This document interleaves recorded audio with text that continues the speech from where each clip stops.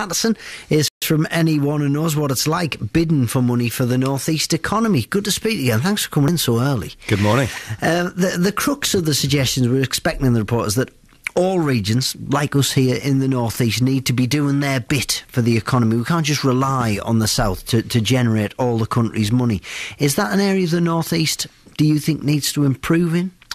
I think what businesses would welcome is very much locally managed funds that can be accessed to stimulate economic growth.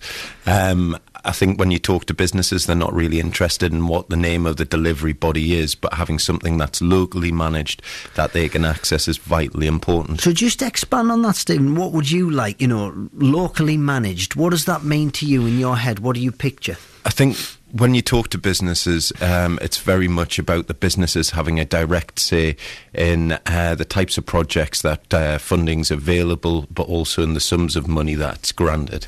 So regional development agencies like One North East, remember them? Would you like to see that kind of thing? We've got LEPs. They're doing a similar job.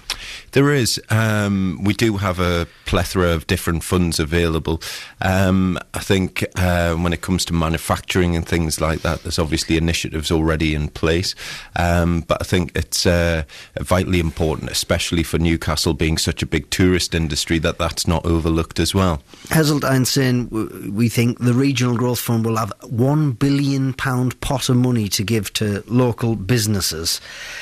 I don't know how much that is. I don't know how much that will affect the North East.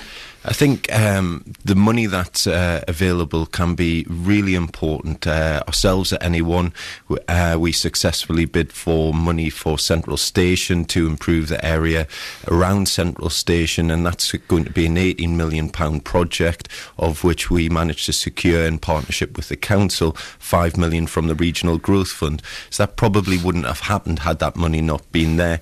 And what we will see over the next 2 years is a tremendous improvement around Central Station in Newcastle. Let's talk about that, because if that area is done up to how you imagine it to be, how you want it to be, do you think that will have the knock-on effect to further afield? Because you look at what's happening in Gateshead, and you've got the Baltic, and you've got the Angel of the North, and but I can still point you get parts of Gateshead that are still as poor as they were before those places were tarted up.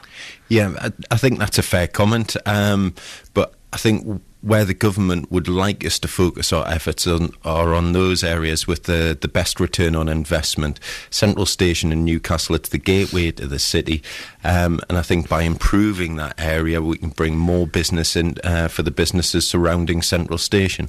What do you think about giving more money, more responsibility to the LEPs, the local enterprise partnerships? Would it be good? I think overall, yes. I think any additional funding coming to the North East can only be good for Newcastle and the surrounding area, and I think, as I said before, it's vitally important that those funds are distributed working in partnership with the business community. I suppose you would welcome any cuts to bureaucracy. I know it gets on everyone's nerves, it gets on our nerves here at the BBC.